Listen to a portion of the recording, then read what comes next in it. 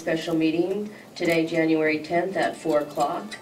And I apologize, I do have a cold. I won't be making it to the water study, but we're going to make our way through this. Can we call the meeting to order? Mayor Quirk-Silva? Here. Mayor Pro Tem McKinley? Here. Councilmember Bankhead? Here. Councilmember Whitaker? Here. And Councilmember Jones is absent. All right, we're going to open up public comments, and these comments are on items that we will be hearing public comments on matters appearing on the special meeting agenda. Do you have anybody who would like to speak publicly? Okay, seeing no one, we're going to close the public comments and go to our one item on this calendar, which is a successor agency to Fullerton Redevelopment Agency, and our city manager is going to go ahead and explain what we're up to. Thank you, Mayor. A lot been in the news on this. This is, and thank council members for coming to this special meeting on short notice. Most cities are taking this similar action throughout the state. This is to consider the actions necessary to dissolve the redevelopment agency. On December 29th, the court ruled that AB 26 was valid. And AB 27 was not. Essentially what that means is there's no provision for the redevelopment agencies to continue their operations. And we are taking the necessary steps to dissolve the redevelopment agency. And that's the resolution before you tonight. This action needs to take place before January 13th. Hang on to the next slide.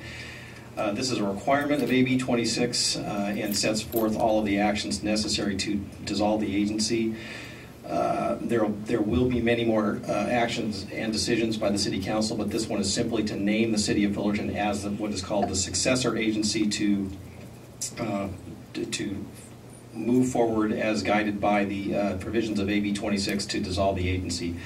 So again, many more decisions coming in this, but this is simply the first step in this that shifts that responsibility over to the City of Fullerton, and the City Council will act as the board to oversee that. Just a note on current legislation that may impact us, but they don't impact this decision tonight. There is one that would extend the dissolution deadline from February 1st to April 15th. I think the spirit of that is just a little more time for transition of staffing and other procedural things that need to take place. We'll follow that legislation. Regardless, we are prepared for the February 1st deadline, and we'll proceed accordingly until we hear that if there is an extension, we can take that into consideration, but it doesn't really impact us one way or another. Our plans are in place to dissolve the agency. And Senate Bill 654 is probably more significant. There will be decisions coming before the council should this pass. This is the one piece of redevelopment that isn't clear in the legislation whether it will continue to exist or not, and that includes existing funding and future funding, and that is the housing element, commonly known as the 20% set-aside funds.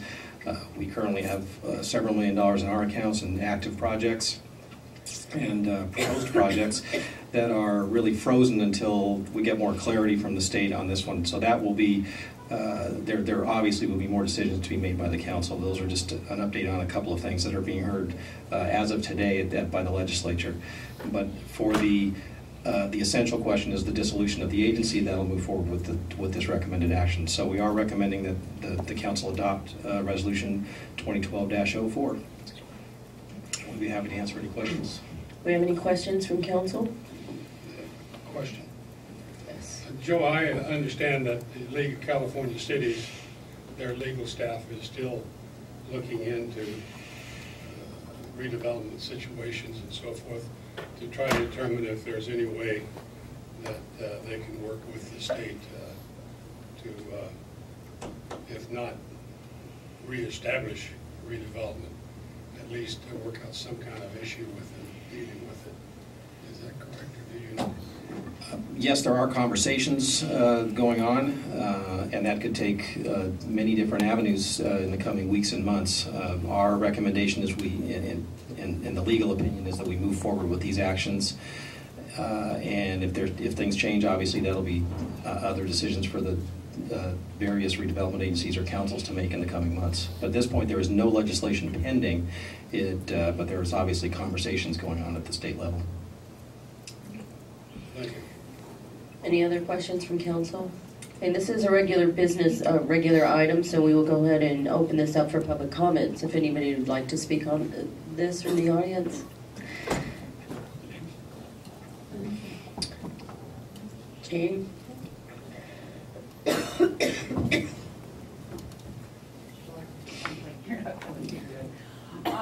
evening, Council. I was curious if there's the opportunity to have the committee have some additional oversight or some kind of criteria. I don't know what it would need to be, but kind of to make sure that the money does get handled appropriately. It seems like since last March or so that there's been a lot of sort of finagling back and forth of properties and things like that, of kind of trying to take advantage and skirt the spirit of the law. And you know, it seems like there's this motivation to have the city's legal counsel try to do some kind of creative interpretation of what's written. And I understand from Mr. Fells that it's sort of, there's loose ends, or it's not really clear how the dissolution will work. And I would like things to be as available to the public to oversee what's occurring, because a lot of things were pushed through very quickly when we were, you know, before there was the lawsuits that sort of held up the implementation initially of the dissolution of redevelopment. And I don't know what's available, but to try to make it so that there's a little bit more above board sort of visibility as to what's going on with the city's resources and the money and the bonds that are currently out there and how they're going to be spent. That there could be a report maybe available to the public of what assets are out there. And I'm kind of like not really asking for something specific because I don't know what's available out there, but to try to make things visible to us, the public, and I don't know what's a good way to do that, but to keep that in mind with whoever the successor agency is going to be, or I'm assuming it's going to be named as the council, that maybe that be run a little differently than the way freedom on a law have allowed decisions to go through and bonds to be issued and things like that without public input on those kind of decisions. Thank you. Thank you, Jane. Mayor, can I just comment yes, on that? Because I think it'll answer the significant part of that question. The City Council would act really as a processing agency if you were to manage what's already dictated by AB 26 on the dissolution of redevelopment. There will be the formation of an oversight committee, and that's already been determined by the state. There will be 7 members of that, and they'll be making the decisions about what assets could potentially pay. And I'll give you an example after this, but the 7 members, there's 2 from the Board of Supervisors of the county, the mayor, city staff person from the redevelopment agency, someone from the Fullerton School District Board of Directors, Community College District Board, and I'm missing one. High school. Is it the high school, Ramona? Or did I have 7 on there?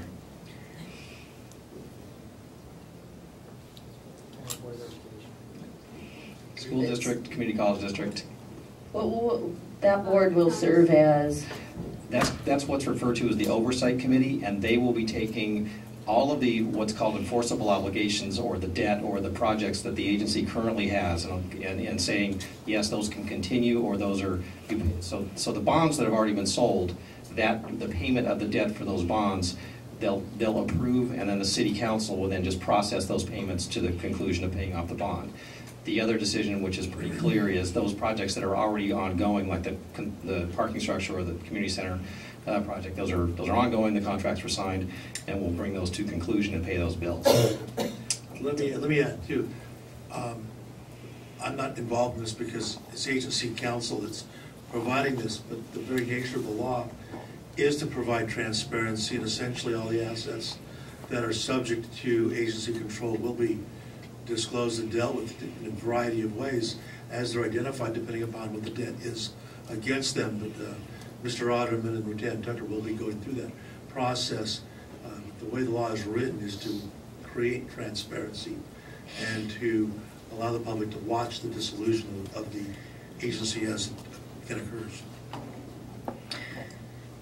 And I think what Jane was getting at as well is just, is there a way the public can get more information and really be able to understand it? And I know we had talked about some study sessions.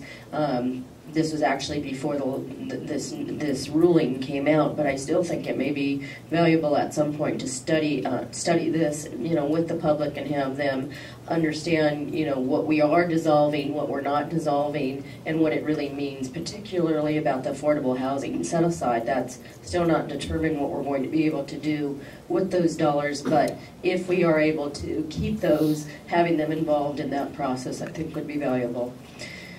All right, so do we have a motion here? I'd make a motion that we pass a resolution of the City Council of the City of Fullerton, California, electing to have the City of Fullerton serve as a successor agency to the Fullerton Redevelopment Agency pursuant to Health and Safety Code, Section 34173. Second. Okay, we have a motion and a second. All those in favor? Aye. Aye. Aye. Anybody opposed? Looks like that moves forward 4-0. And it says that we have a recess. We're actually going to be moving this meeting as a study session now, not a formal council meeting, to across the street to the well, not across the street. Yes, across the street. I'm thinking of the senior center, but right down the way to the library conference center for our study session on water. And like I said before, I hope you'll forgive me, but I'm going to let the city manager host that meeting, because I hope you don't get this, but it's not. I feel horrible, sorry. So I think we're going to be closing this meeting, and we'll reconvene at 4:30 at the library conference center. Thank you for coming. This meeting will give you the details on what went on. It's a very short meeting. So with that, we are here for one of several study sessions on many topics coming before the City Council in the next year or so. And this is revisiting the water utility that is for all intents and purposes, a separate entity of the City of Fullerton. The water utility is owned by the citizens of Fullerton and operated and managed under the direction of the Fullerton City Council. This follows some information that came several months ago, and Council at the time directed us to look specifically into one item, which we'll get into in more detail during the presentation. That is the franchise fee and the cost of operating the utility for the water utility within the city's budget. So we have an update on that, and this reconvenes those actions to consider. Future decisions will be coming. I'll wrap that up as we get towards the end. But this is, no decisions will be made tonight by the City Council. This is information only to give a broad overview of the department and then set the course for several decisions that have to come in the coming months on our water utility and water rates and the capital program, etc. So with that, I'm going to introduce Dave Schickling. He's our water engineering director, and to walk us through a relatively brief presentation about the overview of the utility. Thank you, Joe.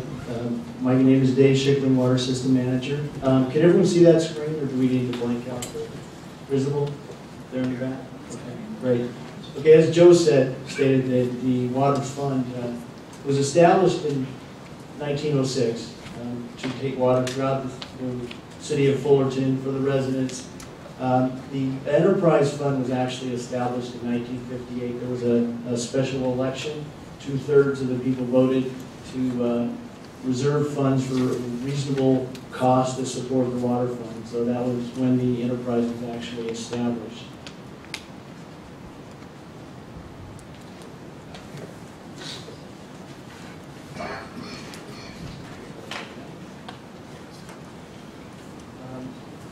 Our water supply comes from two sources. The first and the most plentiful and the least expensive is our groundwater. That we have 11 wells that pump water out of the Orange County groundwater basin. That basin is managed by Orange County Water District. And what that means is we pay a fee for every gallon we pump out of the ground. What they do is they make sure there's enough water in there for us to pump, and also that the quality is good. And that's our preferred source. They're doing a lot of things to try to enhance that source. There's the groundwater replenishment system, which takes the outfall, the treated outfall from the Orange County Sanitation District sewer system, treats it to a distilled level, and puts it back in the ground around the Anaheim area and the seawater barrier, intrusion barrier they recharged out with. That has helped us out. It's been very valuable during these drought years. That water is dependable, it's always coming, and it's been a great thing for us. We definitely paid for that. That's reflected in your water bills. It was not a cheap project, but it has been really successful. Also, they're trying to store more water behind Prado Dam, and that's one thing the city is supporting. And what that will do for us, that enhances the recharge. They're able to hold water back there during storms. You might see during real severe storms, they have to let everything go to the ocean. If they can store more behind Prado Dam, then they're able to recharge that basin, and there'll be more water for us to pump. Every year they determine the amount we can pump out of the ground, and that's based on what is in the ground. So the more that they're able to recharge, the cheaper the water stays and the more plentiful it is. If we don't get enough from them, we rely on the Metropolitan Water District for about a third of our water, and that's in an average year. That water is more expensive, basically about double the cost. MWD was formed about 1928. The city of Fullerton was an original member agency. The citizens of Fullerton voted to join to help form the MWD Water District, and at that point it enhanced and supplemented our groundwater supply, for future growth and future development, which the city has seen. So that was a great thing that people decided to do, and what it does, it gives us a pretty much unlimited source of water when their sources of supply are good, and right now conditions are very good. So it gives us a lot of backup and reliability in our system. The Fullerton water system, here's a little 3D kind of map there, which shows the 22 square miles of the city of Fullerton and boundaries. The colors are pressure zones or elevation zones. We have 4 main zones and 8 subzones. Right there's our reservoirs. We have about 70 million gallons of storage in our system. An average day in the city of Fullerton is about 25 million gallons. So we have a little more than 3 days, or almost 3 days of storage waiting in case we need it.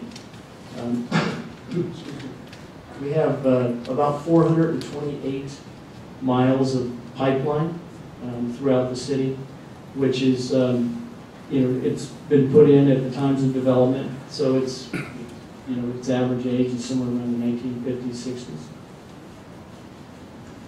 We have 11 groundwater wells. Our biggest well field is out actually in Anaheim, in La Palma and Harbor, where we have 6 wells down at the bottom of the screen, right there you can see it. But that gives us a dual source, as you just saw. That's our main source of water, the cheapest source and our main source. But if by chance that source went out, we're backed up by the Metropolitan Water District connections. The green triangle is the pump stations. That lifts water throughout the city.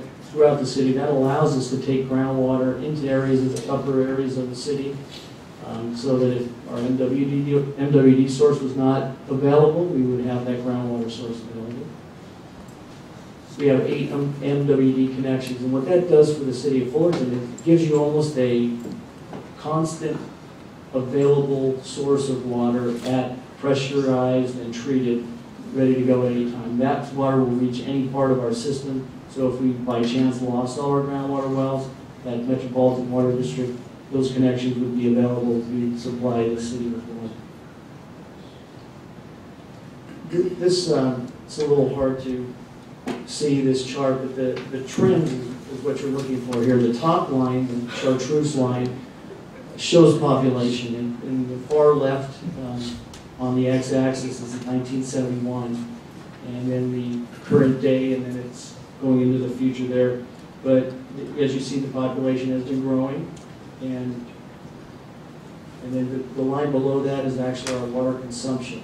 And over the last few years, there's been quite a drop in consumption. There are several reasons. Economic, probably the main one, but conservation has helped also, and that's dropped down. But our per capita use, which is a gallon or gallons per person per day, has gone down to about 162 gallons per person per day, which, you know, back in the heyday was up around probably 250 gallons a day. So we have seen a reduction in water demand over the last few years, and this is not unique to Fullerton. This is the trend everywhere. Water conservation, which is something that we encourage and push, and the state requires by the year 2020 that we reduce our water usage by 20%, and they use a baseline water usage. You see up there that we had a baseline use during the years that they used for the baseline of 222. Excuse me. Our target is 177 gallons per person per day. We are right now at 161. So we've actually met that 2020 reduction goal. We know that with the economic conditions, conservation now, that it has dropped, and the drought talk, it has dropped down probably lower than we can expect it to stay. But we will stay in compliance with that goal using our source resources with MWD, Orange County Water District, and MoDOC, and so through conservation. So we hope to continue that trend. And in the city, I said, this is one thing that we can directly affect, water conservation in the city at city facilities. Over the last 5 years, on the average, we've reduced about 26% at city facilities. That's a water supply cost of about $140,000 a year. That would be water that we would be buying from Metropolitan or the Orange County Water District through groundwater. So that's been saved at parks, facilities, City Hall, places everywhere that the city owns and operates. And some of the items that we have, you can see below. The landscape controllers, waterless urinals are throughout most of the city facilities, and artificial turf with the State Alliance Field, for example, was a very large $216,000 rebate we got from Metropolitan for putting that artificial turf in. Private victory there. The Fairway Village is a homeowners association that was really struggling with some high bills. Our conservation coordinator worked with them, got them $45,000 in rebates from Metropolitan, but also in the same time they conserved about 16 million gallons and reduced their bill by $51,000 a year. So that was quite a good news for them. Some of the residential rebates that are available to all of you. You can go to our website. We'll take you to viewwaterwise.com, and here's some of the ones that are available. We just recently added the turf removal program. There was some questions about that one. You can find out about through our website, but it'll give you $1 per square foot if you remove turf and add in California-friendly landscaping. Capital improvement program. This is what we do to try to keep water going and everything up to speed so that we don't have mainline breaks or collapses or things like that. So this is something that probably the majority of our time is spent on water main repairs. As with I related before, we have 428 miles of pipeline. At our current budget, which is somewhere around $1 million a year for water mains, maybe up to 1.5 now, but that's a little under a 400-year cycle of water main replacements. And from our recent water rate study, we have about, if you use 70 years as a replacement cycle for the pipeline. Some last much more than that, some doesn't last that long. We have probably 60 miles that's in danger of out of their useful life. So 60 miles at about $1 million a mile for replacement. That's about $60 million that we're deficient, and we'd like to get to those pipelines. Now, I'm not going to say they're going to fail today, tomorrow. They gradually fail. We track all these failures and try to anticipate them best we can so that we don't have service interruptions. But it is a big thing that we're dealing with. Besides that, we obviously replace the valves, key reservoirs. We inspect those on an annual basis and replace them if necessary. That is a big project which we undertook a couple of years ago with the Hillcrest Reservoir. We do inspect and recode our steel tanks hopefully no more than every 15 years. So these are things that are used as you pay your water rates. This is what we use them for. We also try to enhance our water supply reliability. As you saw, and I noted earlier, that our water supply is from the two main sources. Well, the MWD is about twice the cost of groundwater. So we like to try to reduce our dependency as much as we can on MWD. MWD is a great backup and supplement, and we're really happy to have them. But the better we can make our system, the more reliable we can make our system, the more we can reduce our water supply costs. Our water, we have a well replacement program that we haven't been able to visit in the last few years. Our wells, our oldest well was drilled in 1927, and our newest was in 2002. It's about a 40-year average age for our wells, and wells last. People will tell you about 50 years sometimes. Mostly, that's a good rule of thumb. So we like to replace. We have about 6 wells that we really like to get at. Now, it costs us about $1.5 million to replace each one of them, and so that's an upcoming cost that we have scheduled on our, if we did get our water rate increase, to start addressing. We also looked at a citywide recycling water planning. We have a planning study done internally, and we cited several places that would be prime candidates for use of recycled water. The problem is getting the source and the cost. The cost are, if you do a little pilot plant, it's about 5 times the cost of regular water. So it really is, we're waiting for those costs to drop. We're trying to join with Anaheim and our surrounding cities to maybe do a regional plant, but it's something that we're conscious of. The other aspect of our CIP program is we improve the flow and delivery of our water quality, reservoir circulation, which we have reservoir little circulators, solar power circulators on top of most of our reservoirs. And what they do is keep the water moving around, so we don't get the old water coming, sitting in the tank too long. We need to keep the water quality at a very high level, which we do. We're constantly monitoring for that. Emergency preparation, we want to be ready if something was to happen to our system. We try to build in what we call redundancy to the system so that we can move water around everywhere in the system and keep everyone in service. We also have backup generators which we test, and we would like to improve on some of them over the years also. Energy efficiency, we joined with a Energy Connect, a private, it's kind of a partner with Southern Cal Edison, and what we've done there is we've signed most of our large reservoirs up, or large wells up for that program. We've made about $50,000 a year by signing them up and shutting them off at times where there's high energy usage. So that is a program that we're constantly looking at to try to reduce that, which is one of our main costs of pumping water. Also then, below you on the left, you see that's an automated meter, and this is the new trend in the water industry. It's been around in electrical, and gas has been doing it. What that would allow us to do is if we had something like that, which is quite an expensive program, it allows you to keep track of water use just on maybe even a 15-second data recovery. We have a pilot program going right now, and with that, the pilot program is 25 to 50 residents within the city of Fullerton. It hasn't quite started. We're in the plant. We're in the construction stage right now. Hopefully, be done in a month.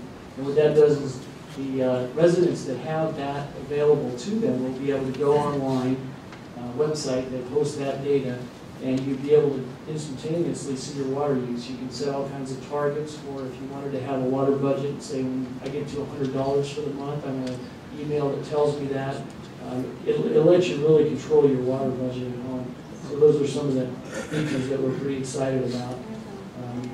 But to get that citywide, it costs about $7 million, so it's quite an investment. But we hope this pilot program will show its use, and then we will come back to council when we're ready for that. We'll jump over to the cost components. The city of Fullerton, this is just a quick and dirty rough pie chart here that shows our water costs. Probably the greatest thing to note there is the over 50% of our costs are our water supply and delivery. That would be the cost that we pay to Orange County Water District, to Metropolitan Water District, and to Southern California, Edison, and the city of Anaheim, which they have their own electrical at some of our wells for the water delivery. So it's over 50% of our costs. Can I ask a question? What's the finance fee? Can you just tell me what that one is? The franchise fee? Or what's that one like? What are the separations? Can you like describe Yeah, real quick. Okay, so there again, you have the water supply cost, and then you have the replacement and improvements, which is the $2.3 million, which is our capital program right now. You have the our operations and maintenance for 21%, which is a lot of our water production costs, labor and materials.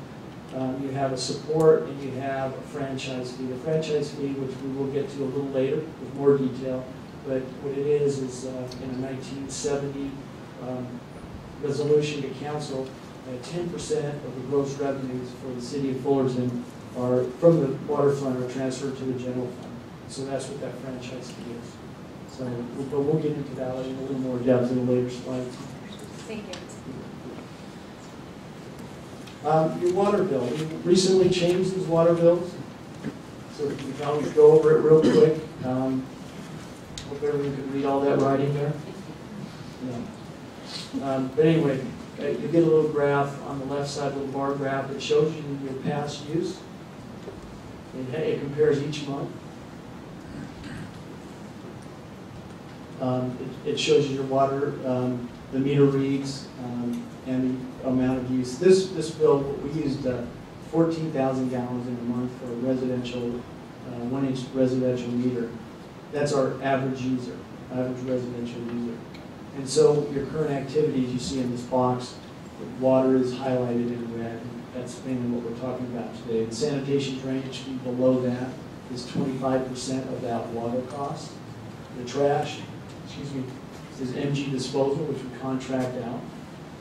And the sewer fee is 40% of your water use is billed at a rate, and 40% is what you'd typically use indoors, so the rest would be used on landscaping, so that's not charged, but the other portion is, and that goes into the sewer fund, and so that those are those components of your bill. To go into a little more detail about that, that same box is now up in the left corner, and you see we're going to break out just the water portion of it. That water portion is made up of a customer charge, which we call a meter charge, and a consumption, actually the amount of water that you use during that 2-month period. Just call this as a 2-month bill. The meter charge is, for the 1-inch meter, is billed at $8.15 a month, so that would appear, that's how you derive that amount. The consumption, there's for residential, there's 3 tiers. As you go up on the tiers, the price does go up. Our rate design is overall is about 40%, 20% in each tier. So we start with tier 1, we get about 40% of our revenue there, 40% of our revenue in tier 2, and then 20% in tier 3, which would be, that's the way it's designed. Thinking the first tier would be mostly indoor use, the second tier is some indoor use and most outdoor use, and the third tier would be mostly outdoor use. And you see at the bottom of the screen in this example bill that of the amounts in each tier for a month. And you see tier 3, they didn't even reach tier 3. So that's our water bill currently. And then this water charge, 10% of that is transferred to the general fund through the franchise fee, and that amounts to about $9.45 of this bill.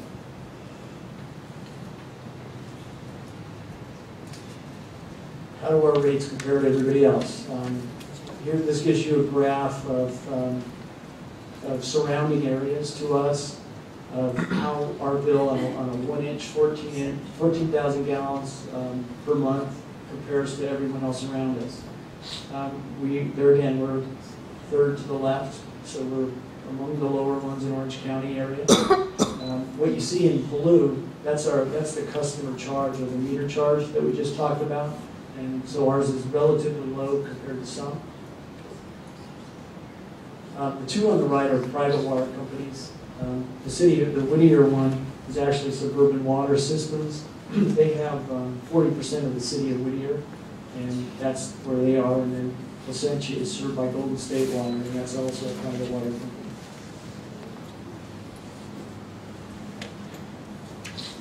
Our rate is made up of a couple of things, a couple of main components. One would be everything we pay for improvements to the system, operations and maintenance, all the stuff that we do day to day, all the stuff that we kind of have control over. That cost, we try to keep it as low as possible. The employees of the water system and of the city of Fullerton recently took a 7% pay cut, which helped that portion of the water bill. And we've been on a 5% pay cut for about over the last year or so. So those costs we try to keep therefore as low as possible. The other component is our water supply cost. That cost is something we really have no control over.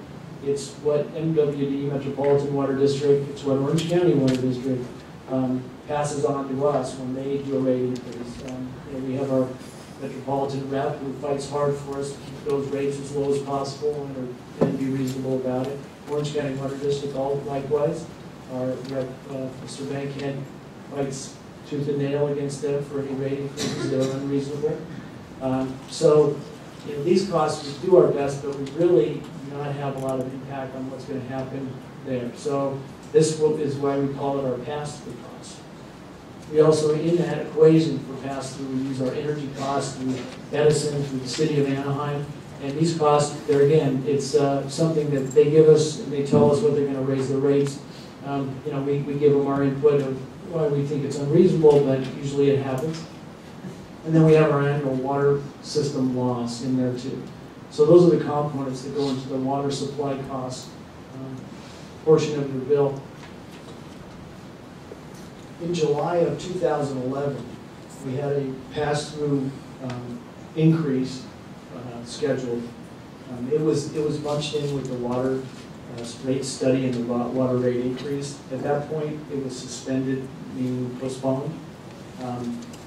Since then, we've been having to live off our reserves for that increase. The Metropolitan Water District had increased their rates about 7.5%. That 7.5% doesn't translate into an exact rate increase for us because our water supply is 30% of theirs. Orange County Water District kept theirs at the same level with just a slight increase, but it didn't impact us too much. So that increase we were not able to pass through. And there again, living off reserves, it's about an average of about $30,000 a month that we've been paying to make up that cost. So what we've got from MWD right now is another 7.5 rate increase. And Orange County Water District is increasing their rates slightly to pay for their expansion to the groundwater replenishment system. So we're looking at about $2.15 a month on the average bill pass-through rate increase if we enacted it on July 1st, 2012. So that's one thing to note, that that's an issue that we're going to be dealing with in the next 20 months with City Council to see good direction on that. Okay, the water utility transfer to the general fund. Just to let you know, our supporting attorney, Kelly Salt with Best and Krieger is here, and to make sure that I say everything right. But she's been dealing with this. She specializes in this water transfer. There's been a lot of questions about it. It's in the Fullerton Municipal Code, as you see up on the screen. It was passed and defined in a resolution as 10% of the gross annual water sales to be transferred to the general fund. Recent years with Prop 218 passing in 1996 and then being challenged in 2006, that general transfer has been challenged, the definition of it. Not necessarily because it's being done, but it's needed to be defined of what actually those charges are. So right now we're involved in a study with a financial consultant and Kelly's law firm, looking at everything that we do, and we're going to bring that back to council, actually to our ad hoc water committee, hopefully in February, and then we'll bring that forward to council. So that's the state of it right now. Little just samples of franchise fee around our area. Actually, in Fullerton, everything you see in the dark type in red would just be an example of a water utility that's close to us, Suburban Water. As you see, that amounts to a little over $3 million a year for the city in franchise fees that are agreements that are collected throughout the city. Suburban Water, that would be in their Whittier system. They collect an 8% on their gross revenues and pay that to the city.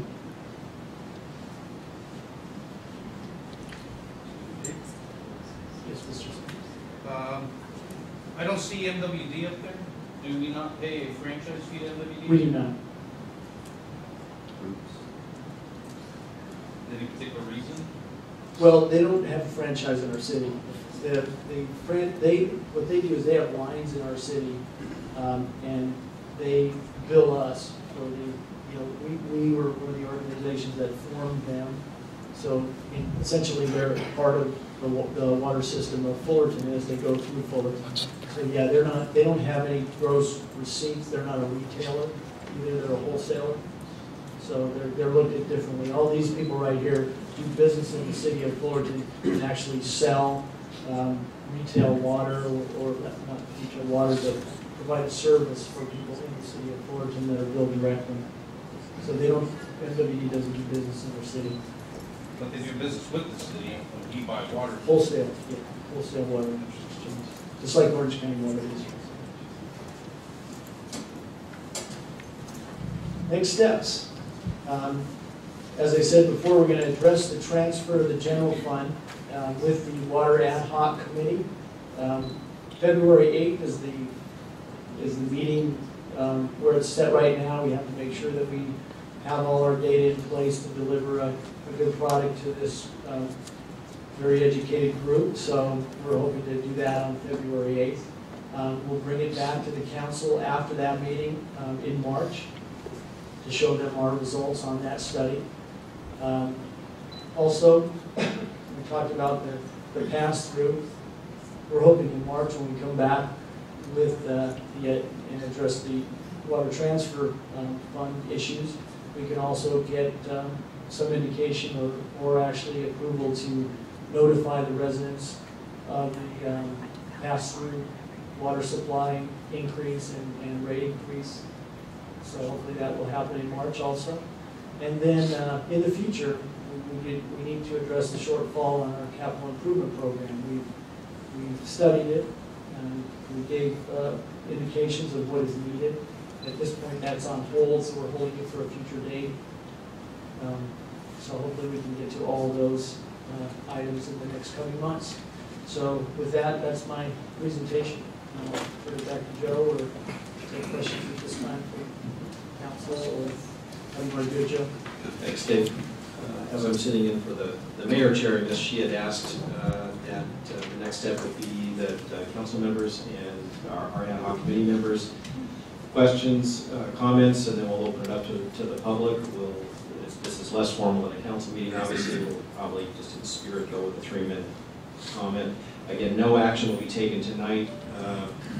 Dave, why don't you go back to the last slide? I'll just reiterate what we anticipate the next steps in coming months. The 3 primary items that will be under consideration for action for the committee, as well as recommendations to the council from the committee and staff are these 3, and that's the transfer of the general fund, analysis of the franchise fee and shifting to a direct cost for service and complete that study and that recommendation. And then the pass-through costs specifically from MWD that need consideration. And then the really long-term to address our infrastructure and the funding for our capital projects for many years to come, hopefully. So that really looks like where we're going to go with decisions in front of the council. So with that, we'll stick to Mayor Silva's script here and open it up for any council comments or questions of staff or committee members. Mr. McNally, if you'd like to maybe give a couple comments on what the committee's work has been up to this point, and then you'll be revisiting some of these items as well.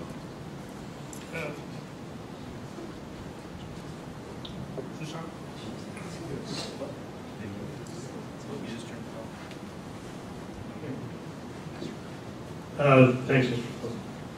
President. My name is Patrick McNally. I currently serve as chairman of the Energy and Resource Management Committee, as well as the chairman for the ad hoc committee for the water rate increase proposal. And there are some of our other members of our ad hoc group here.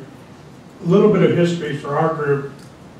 We met, I say we, the Energy and Resource Management Committee met with the Infrastructure Review Committee in a meeting about a year ago. Following that meeting, council basically formed the ad hoc committee with some selected members from the Energy and Resource Management Committee, some members of the Infrastructure Review Committee, and in addition some other members of that committee which were chosen to serve on that on the behalf of the council. Thus far, the ad hoc committee has met twice. The first time we met was like last year, about, do you have the date on that, Mr. Craig?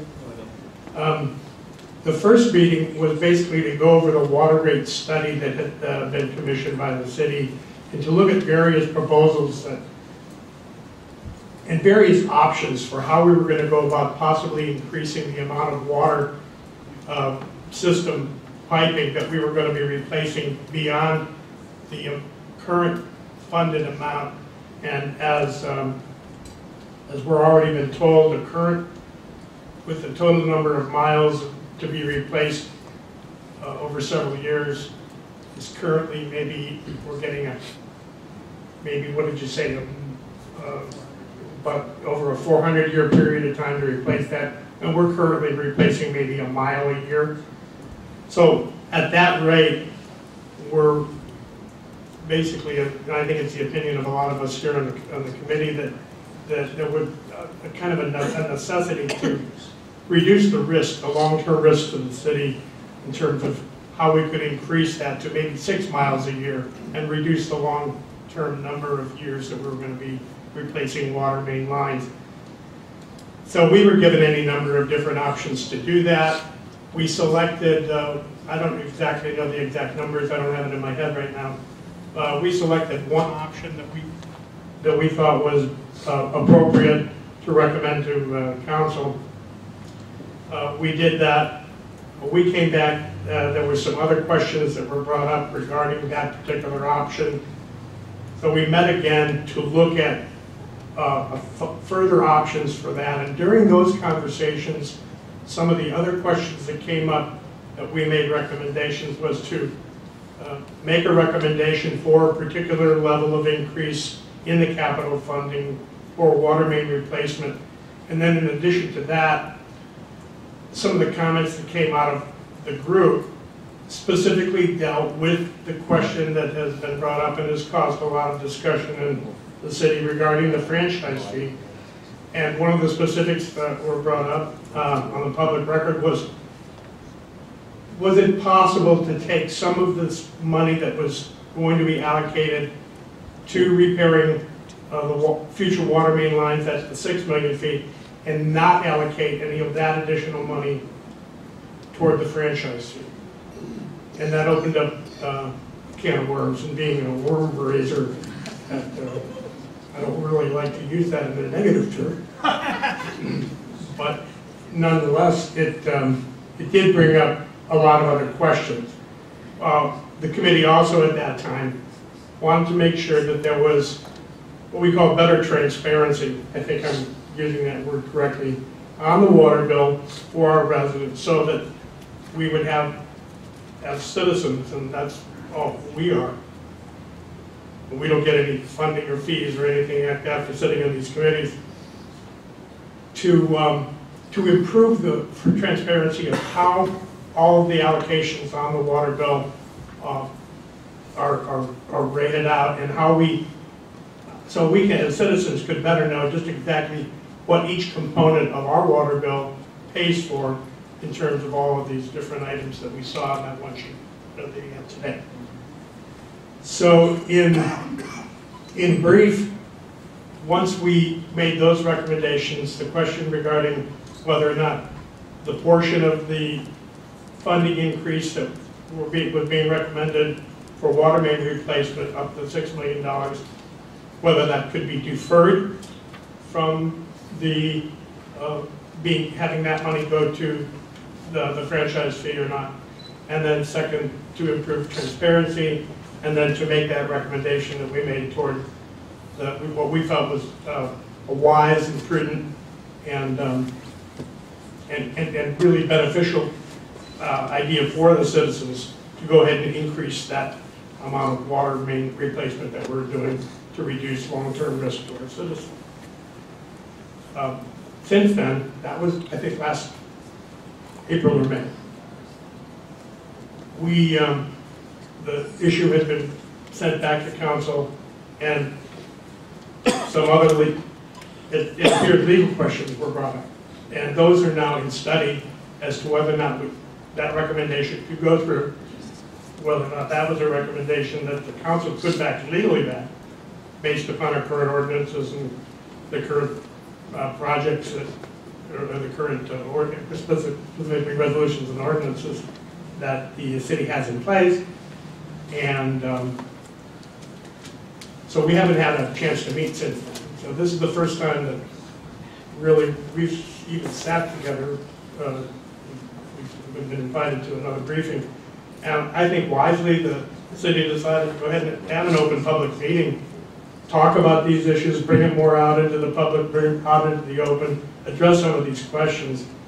Some of them haven't been resolved yet. We're hoping, as I say, to meet on the 8th of February to go over some of the questions that we had brought up, to find out what the answers to those questions were, are going to be, and then to basically look over where we're going to go from here in terms of this committee work, and then ultimately make a recommendation based upon the Citizens Committee back to council to see what council might want to do based either on our recommendations or on their own will, based upon how they want to lead the city in that regard. I think that's a pretty good synopsis of where we've been, and all I can say is I think every member of the ad hoc committee has felt it to be an honor to be as involved in that from a citizen's standpoint, and we've all become pretty well educated about the questions that the city's facing in terms of water. And any other member want to make any comments? But I think that's kind of where we stand right now, as I understand the issue. And I got it right. I think I got it right.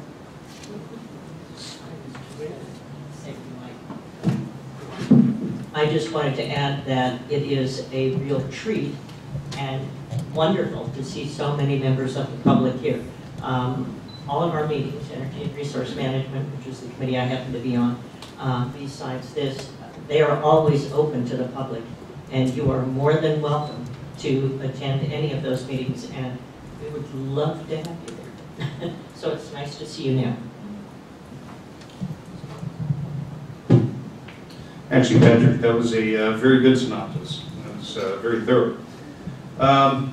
I have a few questions. I don't expect Mr. Schickling to answer all of them right now, but I just want to get them out there and kind of start the discussion, and maybe the next time we meet we'll have the answers. But based on the information I've heard, based on past meetings that we've had, just a few thoughts. One, apparently MWD has pipes in our right of way, but they don't pay a franchise fee, which seems contrary to the city of Fullerton that has pipes in our own streets, and yet we're paying ourselves a franchise fee. It seems contradictory. There's 6 wells in Anaheim, and the question is, do we pay a franchise fee to the city of Anaheim, and what is that fee, and how is that based? What is the formula for the meter fee, or for the meter charge that we pay here in Fullerton? I saw a number on here of $16.30. Is that a fixed fee? Is it based on meter size, based on usage? Anyways, a little more information on that would be good. And I didn't see a dollar figure as far as how much money is being spent as a result of the water system loss. I'm assuming that means water is leaking out and is not recovered. I know there's some, with the pumps, when they turn on, there's a like a wash cycle that they go through, and they dump water to flush the lines. I'd like to find out what that dollar figure is. Is it significant or is it not? It's our money, so I think we should know.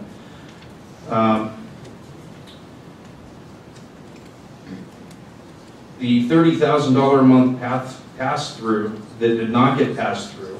I mean, if we're looking at $30,000 a month for 2011 up through 2012, then are we looking at an additional 3% or 5%, or is it? Are we really compounding it? I mean, we got what was the pass-through from last year, 2011?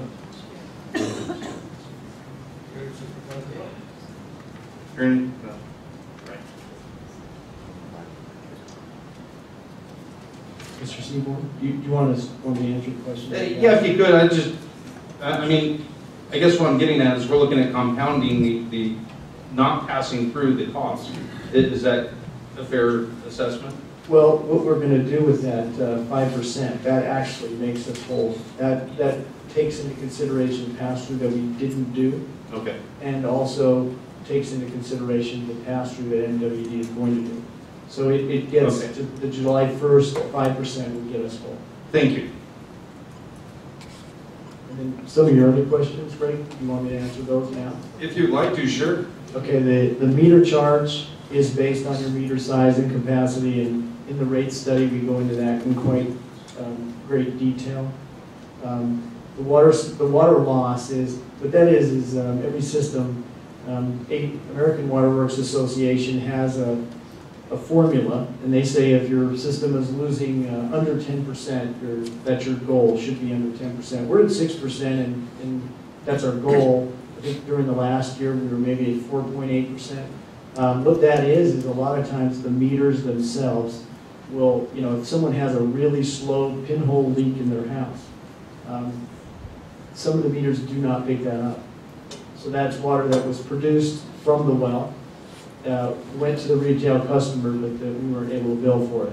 So that water is lost to the system. Leaks and reservoirs and things like that does contribute also. It's a cost of somewhere probably around $500,000 a year. So through all those cumulative features. Sorry, but I don't recall the other question. The 6 wells in Anaheim, is there a franchise fee that the city pays? No, we don't pay a franchise fee for that. We own, the city of Fullerton owns that property, 7 acres out there. They've owned it for a long time. But we don't pay property taxes, is that correct?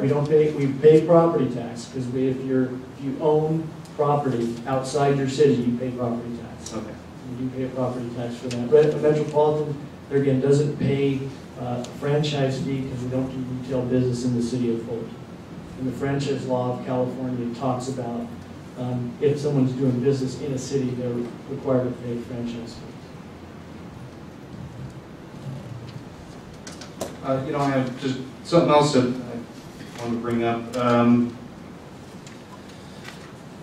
In your PowerPoint, you brought up Resolution 5184 from 1970 that talks about a 10% of gross annual water sales shall be transferred to the general fund.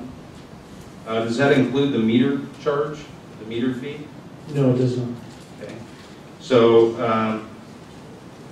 we're transferring 10% of the water fund, but not including the... I'm sorry. It's 5% of the gross revenues and water sales, so it does include that cost. I was thinking that 10%. Okay. Also, the The resolution that was passed in 1970 specifically outlines that we transfer the general fund for specific purposes. Those purposes being the finance department, the city administrator, which I would presume is the city manager now, or is that not? That's or city. Okay. And the city attorney and the city clerk. That is what that 10% was allocated for in 1970. So maybe the council at the time didn't have the foresight to put aside a special fund for that purpose, but that is what the $2.5 million that we pulled from the water fund last year should have gone to, and I think it'd be interesting to see if $2.5 million was allocated to those departments. And maybe it's just an accounting issue, don't know. But there's so many issues with the franchise tax or the in lieu franchise fee that I think all of this needs to be brought out, vetted, and discussed. That's all for my comments. Yeah, Mr. Seymour, and that's part of our study that we're looking at, all those fees that you just described. Thank you. Thank you very much. Members of the council, one of the things that we found out as we listened to members of the public that came to speak during our 2 sessions is a difficulty in understanding the paradox of water rates, and that is that the less water you use, the more pressure there is to increase water rates. As you know, we've been through a drought. We urge residents to use less water in order to be able to have enough water for everyone, and yet, it triggers the action for a rate increase when you're selling so much less water that you're, as Dave indicated, you're dipping into your reserves in order to pay for the things that we have to do, like maintenance. And so that's a paradox. There's communities that have resolved that by having enough differences between the prices and their tiers so that people are motivated to conserve, with people that waste water basically paying the bulk of the money to keep things even. But that's a very complicated process given that our community is older. But I have a question for the city attorney. When this matter was brought before the council, there were 2 issues related to the legalities of our charges that at least I understood that we were investigating. The first had to do with the 10% franchise fee. And then the second one, there was a reference to Prop 218, where there were questions about whether property owners were properly notified of the proceedings to increase water rates, etc. But Prop 218, and correct me if I'm wrong, goes beyond just properly notifying the public. There's an option that a utility or a city would have to either get a majority of the property owners, properly notified property owners, to approve the increase. This would be for the fixed rate. And then you also have the option of not doing that and getting 2/3 of the general electorate to increase rate. Is that still the topic that's in play? The provision you're referring to, with regard to the majority vote or 2/3 vote, is a different provision of Proposition 218, referring to property-related fees and charges other than water, sewer, and trash. And that would be, for example, stormwater fees. In the event that you're going to increase or establish a stormwater fee or other property-related fee than the 3 identified, you are required to go through both majority protests as well as an actual election to the property owners for the approval of that rate increase or establishment. So you're saying that drinking water systems do not have to go through that process? They're specifically exempted in that process. Okay. The other item that was interesting in listening to members of the public who came forward was that we were getting a set of options for increases that were related to classes of use and meter size. But I think one of the data points that would be very helpful to the council as a tool in determining how to balance where you weigh any increases is by having data that shows the water rate burdens by classes of users. In other words, some people will say, well, look at our commercial rate. It's less than our residential rate. But it could be that in total dollars, our commercial rate generates more dollars towards our system, and that there would be a reason for that lower rate, keeping jobs, doing the kinds of things that you have to do. But I think that, I don't know whether that's true or not, but I think that in deliberating how to weigh any prospective rate increases, in the future, it would be very helpful to see what the total dollars are by rate class. And those are my comments. Thank you. Mr. Ortega, your last question, in our rate study, that cost of service does address those issues that you talked about. Yeah, it talks about total dollars. Residential is about 75% of our total income. Industrial is somewhere around 8%. And so what they do is the report is 64 pages long, so it's a section in there. But it talks about the peaking of the system, meaning peak hour, what the residential customers as a group do to the system, and that because they operate in such a high peak during the summer, our facilities have to be able to handle that peak. And so that's why a residential rate would be more than, say, an industrial rate, which doesn't have nearly the peak amount or peak usage that during the summer or at any time. So, but we will address that a little more specifically. Thank you. Joe, I'd like to just make one more comment, and it's more philosophical than anything else, and the people that know me know that I have a tendency to move in that direction sometimes. But as a society, one of the major issues that we have to do to really, I think, to keep us civilized is the fact that we're lucky enough to have running water in our homes, both hot and cold. We're lucky enough to have public sanitary systems which keep our water systems from being polluted by our human waste. And we often forget that in order to keep the society going that we have right now, and to have those privileges and so on, it's costly, and it's something that if we don't maintain that, if we don't maintain our sewers, if we don't maintain our water systems, none of us are really able to continue on an individual basis with our families and in our communities in the way that we currently have those advantages. And so when we think about these issues in relationships to rates and costs, and we heard a lot of arguments, or some arguments or discussions from members of the community that during these hard economic times, how come you're going to go ahead and raise my water again? And yet in some cases, we weren't really talking about a great deal amount of money. People on fixed income certainly do have more a hit on that, but again, on a broader scope, let's all take those things into consideration in terms of how we view those two basics besides food and air, housing, power, gas, but water and sanitation. Those two issues alone are some of the things that really keep us civilized here. So that's the only comment I have about that. Dave, I have a question or two for you, and then perhaps one for Ms. Hall. You mentioned that we're on a 400-year replacement cycle right now for the water mains, and you said about $1 to $1.5 million a year that we're spending currently to do about a mile. Was that what you said? Yeah, and this current budget we have $1.5 million budgeted to replace water mains. So it definitely has increased from our $1 million that we had maybe 2 years ago. So we are pushing that. Now that's a snapshot pretty much at any given time. You'd be looking at this. How many years have we been on a 400-year replacement cycle? Our cycle switched in about the early 90s, the drought that hit at that point. The capital improvement program was reduced. Maybe it was about 250 years at that point, but it went the other way, and they were spending less than $200,000 on some of the pipeline replacement in the mid-90s.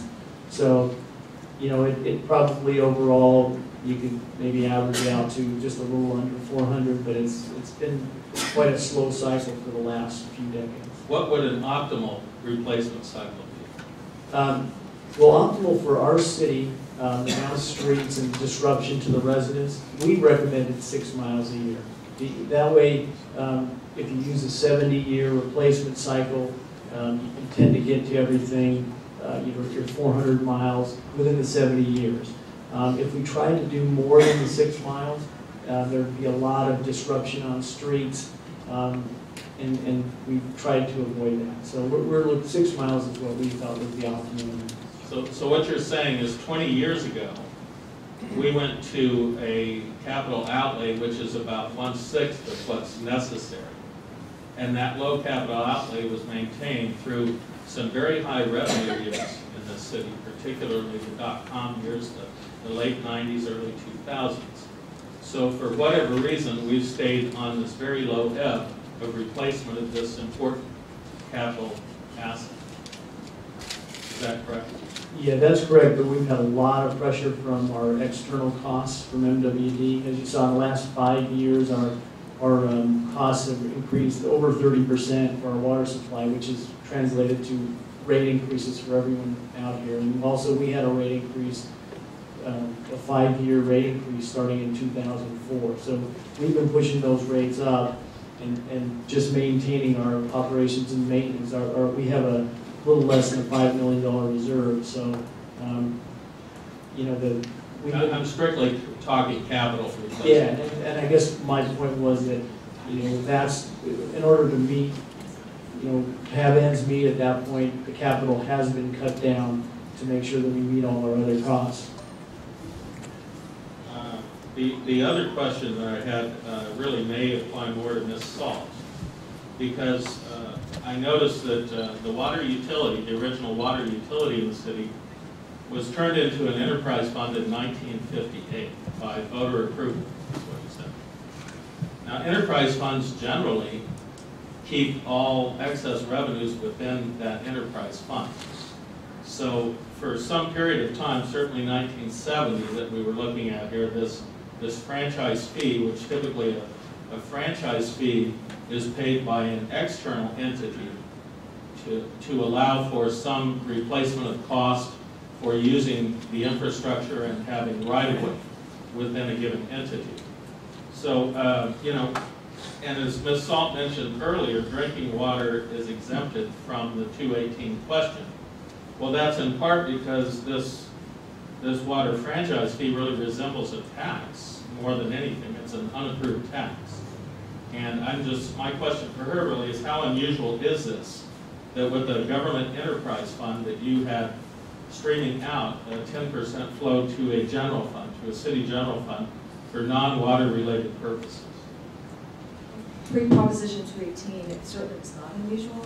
Essentially, the concept was that you were recovering an enterprise utility such as water utility for the city of Fullerton. Can't hear you. Sorry. An enterprise utility such as this water utility for the city of Fullerton does not pay property taxes. And the concept of for many of the in-lieu property taxes or franchise fees were essentially recover costs that the city was otherwise not recovering from the utility by loss of those property tax revenues. Post-Proposition 218, the concept was also to recover, and some of those costs were also recovered direct costs paid by the general fund in lieu of services or facilities to the utility. Post-Proposition 218, the courts have in fact recognized that transfers to the general fund are appropriate, provided that they are for services provided by the general fund to the utility. That may be services to staff members that are funded through the general fund. It may be also facilities which are provided by the general fund and financed by the general fund that are used by the utility. It may be the right-of-way. The public right-of-way the general fund can be reimbursed by the utility for use of the public right-of-way. Those are all decisions that have been decided by the courts post-Proposition 218. The one area I need clarification on was when you mentioned that it wasn't unusual for a franchise fee to be paid, would be in this case where the water utility is not really a separate entity, that it's part of the city. It is a part of the city, however, because it is an enterprise fund, a special fund, those revenues are held within the special fund through the special fund doctrine. And still is a concept that the general fund should be reimbursed for services, facilities, any costs which the general fund has lost, which were not budgeted through the utility itself. taxpayers are paying indirectly for those costs through their property taxes and other revenues that they provide for the city. And the general fund should be reimbursed from the utility through those services, facilities, et cetera, that it provides to No more than identified costs. Let me expand a little bit on that, because I think that Ms. Salt's right in the sense that most cities have some sort of franchise fee similar to this and have historically. The real change to 218 is that historically there was not done a real analysis with respect to what the components were of that franchise fee as to how those dollars were expended. Now with 218 occurring, that process has to occur, must occur in order to transfer those dollars back into the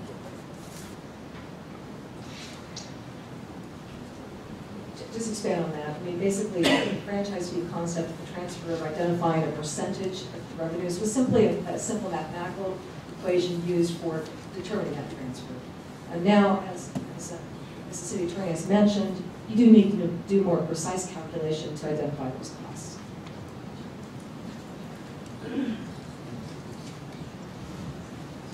Comments from council members? I'm waiting for the public. Okay, well, we'll turn this over for public comment. Again, maybe it bears repeating just a real quick recap. We will be revisiting the franchise fees. That study is near conclusion, and we anticipate that'll come before the ad hoc committee in sometime in February, and that'll be noticed and announced, and that'll be the first once that is concluded. And tonight we're taking comments, observations, questions, and no action by the city council, but this will be coming forward in these, particularly these three items in the coming months. So we are taking notes, and things will be shared with, of course, we have two council members, Mayor and Councilmember Jones, absent today. We'll be sharing the information from the meeting with them as well. So with that, it's in the, I guess, sort of a 3-minute. Good evening, my name is Pete Saputo. I live at 2313 Canal Lane in Fullerton. We've owned property here for over 30 years and enjoy living here. From what I see in the proposition and the presentation is that we don't have enough to pay for the improvements that we need to pay for and maintain our water supply in a normal, prudent manner. I can see the 5% not being enough. Sorry. But if we're for a 400-year cycle to replace pipes, that's not a good thing. Let's look at it realistically. We're lucky. We've gambled, and so far we've won. We have like a 4 or 6% loss, 4% loss, whatever it might be. It's under 10%, and we're very fortunate to have that at that level. But let's not push our luck. The odds are going to say, well, we're about to have some major breaks, major failures in our system, and that's due to 60-year-old lines. Now, there really is no way to go in and clean those lines because they're not large enough, or it's just too costly. So the replacement portion is the only logical method to use, and that the 6 miles per year is a very prudent method that costs $6 million. So I'd say that's a good way to look at it, and taking the oldest lines, the worst lines, if we can do that, if we can take a look at to see how clear or not clear they are, and to replace those lines first. But also to maintain that thought of, let's not wait till a major failure happens, let's be a little proactive, plan ahead, and maintain the system like it should. Now we were very fortunate, our forefathers were very fortunate in starting the Orange County Water District. They were very fortunate in having an input in the Metropolitan Water District. And now we're kind of losing ground. Let's get back into the proactive portion of it. Let's go ahead, fix our infrastructure, let's do it as quickly as we can, as prudently as we can. And as far as transferring the 10% to the city, well, I don't know if the city services that required that 10% increase, because of the increases of our costs, were prudent or not. I don't know if the costs went up from the city to repay whatever costs there were for the water district. That was kind of a landfall or a windfall for the city, just an increase in revenue based on an increase in costs. And I don't think that's fair either. So we should take a look at where those costs are coming from the city, the 10% that we're paying from the water fund to the city as the franchise fee. And because we have an increase of cost, doesn't necessarily mean we have to increase the fee back to the city. We just have to take a look at the way those things are spent, and let's be more prudent then. That's 3 minutes. My question is regarding, 218 was passed in 1997. It's been 15 years of no reporting of where this franchise fee's been going, and I believe that if people are being charged for a franchise fee, they have a right to know where the money is going. I just want to understand why it's taken 15 years to bring this up. Was there something to hide, or did you just think people were just not going to care about it eventually, or maybe we're not as dumb as we used to be, basically, and now are just a little bit more aware that our cities do take advantage of the people who live there. So, and I want to also know that, find out that when this report comes out, how detailed is this report going to be? Like, is it going to be detailed to the point of exactly where this 10% has went for 15 years, or are you just going to give us a, just a cake over of, well, it went to the general fund, it went here? I want to know how more detailed is this report going to be? This is just something I think that every Fullerton resident needs to know. And frankly, seriously, I think that anybody who's lived in this city in the last 15 years deserves to know exactly why they've been charged the franchise tax fee for the last 15 years.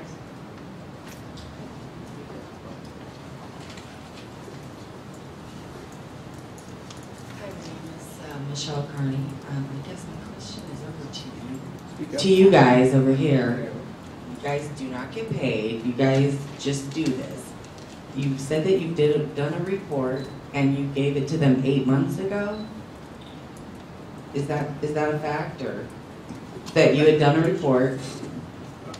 Basically, what we did is we looked at the report and the recommendations that were done on contract to the city by a consultant. Okay. We then looked at all the various options that were recommended, and then following that, we made a recommendation to City Council. 8 months ago?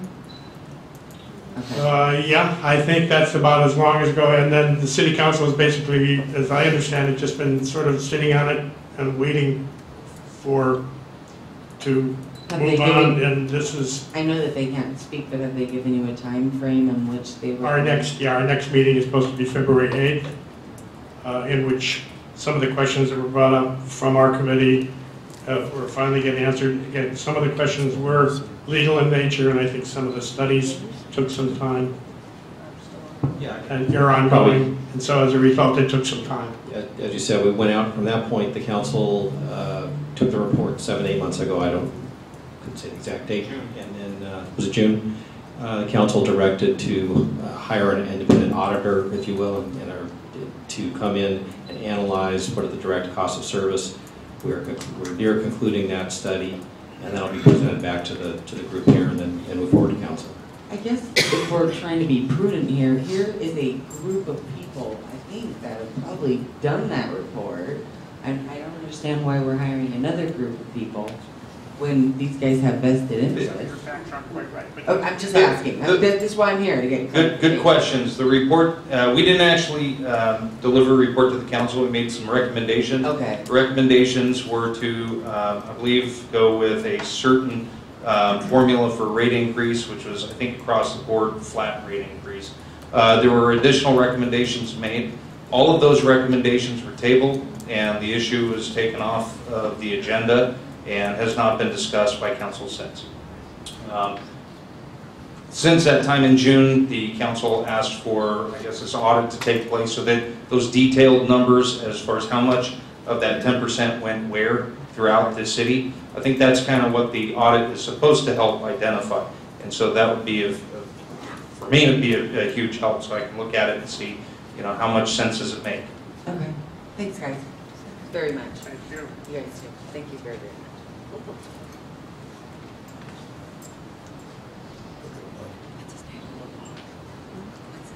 The last time I spoke on I can't hear it. Get close. Get close, just get real close. Here. Okay, I'll talk soft. The last time I made a presentation on the water district, I did a little investigation before I made my speech. I got a copy of the engineering report that was submitted to the city, and it was filled with errors. The presentation at that time was made on the television at the city council, and the errors were there. Nobody picked them up. In my review and investigation before that meeting, I checked on all the numbers. I called a consultant and I asked him, where did you get your numbers and how, none of it matched. And he said, oh, I got my numbers from the city. And I thought, oh, that's lovely. So there's a series of numbers, and I'm listening to your ad hoc committee group here. There's a series of numbers that are not audited. They're not presented to you by a certified audit. And that's important, and I'll tell you how important it was. In that presentation that I made, I could have saved the city $3 million. And to this day, I have that file in my garage. And if anybody wants to challenge it, I'm ready to take it on. The point I'm trying to make is that we need to get the exact numbers so that we know what we're spending and what we're being charged. I got my water bill after the last increase.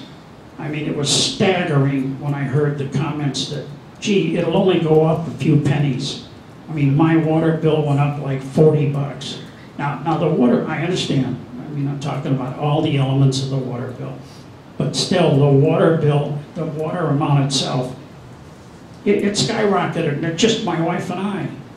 So what I'm challenging today is, I'm challenging a couple of things that maybe we need to look at, as Patrick said, we need to worry about what we have and how much we are receiving and how beneficial we should be.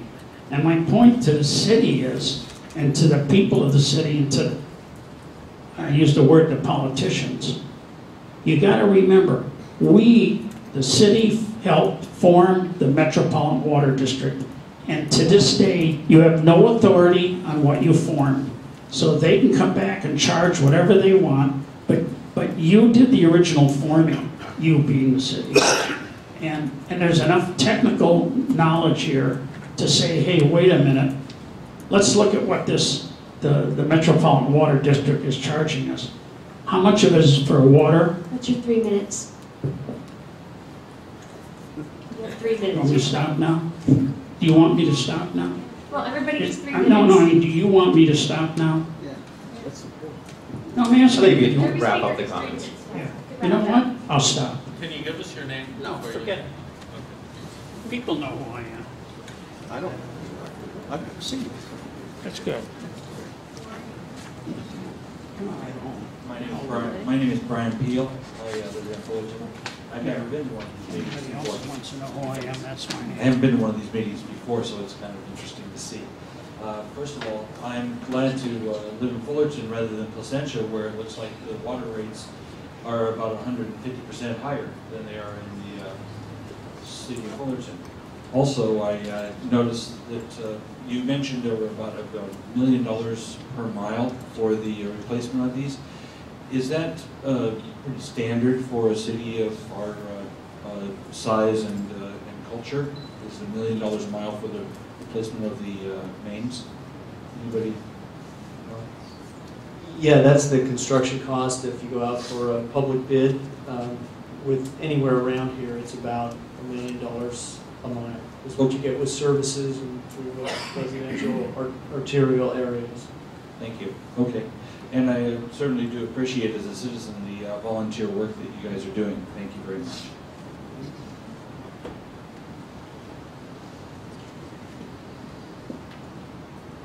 I was wondering, at other meetings it was presented that that this would be financed through bonds, and I was kind of wondering if we needed to do, and when you finance through bonds, it essentially costs you twice as much to do the work. And what I was wondering, since we can only do 6 miles per year if we go for our, our max without disturbing too much of the roadways, do we really need to sell bonds in such a large amount? Would there be a possibility of being able to get, or I guess just kind of balancing it out, since we're looking at, is it 70 years to do the full replacement, that we look at how much can we realistically do each year based on how much money will be coming in based on a certain amount of increase. Because over the long run, it would cost us less. Does that make sense? Yeah, thanks, Jane.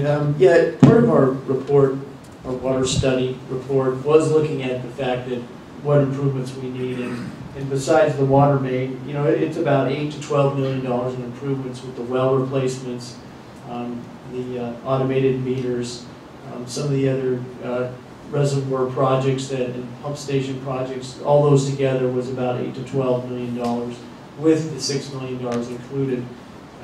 We did look at seeing how fast we can do those improvements. We looked at accelerating it, but we can, when we revisit the study, do it without bonds and see what that ends up being. But it won't nearly get the improvements that we need there.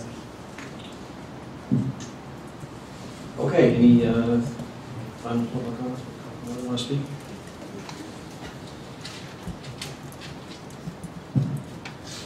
My name is Bruce Forms. I'm an 8.5-year citizen of Fullerton. I'm sorry, Bruce Forms. I've lived here 8.5 years. And Mr. Whitaker brought up one of the points that I wanted to bring up was that back in the 90s, when everybody was flush with cash, why didn't we get this improvement need elevated then? And you brought up some other challenges of some charges and fees and so forth. But doggone it, back then was when everybody had a lot of money. Now, nobody has a lot of money. And it's a challenge not just for the folks on fixed income that was brought up over here, but I don't think anybody in this room has the level of economy that they did 4 or 5 years ago. I know I don't, and I doubt that anybody does. So if you're going to come to the trough, do it when the economy is doing well, not when the economy is in the toilet. We're getting hammered by the federal level, the state level, and now the local level as well. So just really bad timing. The franchise fee. I was not here for the first ad hoc committee meeting, but I was present for the second. And at the second ad hoc committee meeting, the franchise tax was announced at 11%. And it's part of the water rate study as well. Now we're talking about 10%. I'd like to know which it is. It's 10%. The reason it looked that way, it was on a pie chart that looked at the expenses only. Part of the expenses, it was a rounding error when it jumped up to 11. If you take the total revenue of the city, the generated revenue from the water sales, it's 10% of that. So that pie chart was showing a different expense. So that's why it was different, 10 to 11. Okay, it was a rounding error. So is it 10+%? No, it's 10% of the gross water sales for the city of Fullerton. All right, thank you. If we're enjoying a 20% reduction in water usage, doesn't that allow us to simply stop buying water from MWD? Yes. Well, we still use a percentage of MWD water, regardless of how much water we use. Whatever our demand is, Orange County Water District will say you can use 70% of your demand from the groundwater. The other 30% would come from Metropolitan, regardless of the total demand. So okay, if our demand goes up or down. Now, your supply costs are definitely reduced when we use less water, which helps a lot when you see it's over 50% of our expenses. Yes, but also during the ad hoc meetings, we were made knowledge of the 1.8% pass-through increase. So if we're citizens of Fullerton actually reducing our water usage 20%, then why can't we just stop buying from MWD until in such a time in the future that we start increasing our water usage again? Well, there again, we're limited. We could pump all our groundwater from Orange County Water District, but after we go over 70% of our demand, they charge us a severe penalty for doing that, because now we're over pumping our portion of the basin. And so at that point, it becomes more economical to buy the remaining amount from Metropolitan Water District. I can sit down and explain that to you on paper. Dave, may I? Sure. I think the other dynamic that if you microphone, please. If you pay attention to what goes on at MWD, you'll find out that the less water they sell, the bigger pressure they have to increase their rates by orders of magnitude. So I think Dave mentioned, for example, that in the 90s we had to dip into our reserves. Water rates during the 90s, because of the drought and water use reductions, doubled from MWD.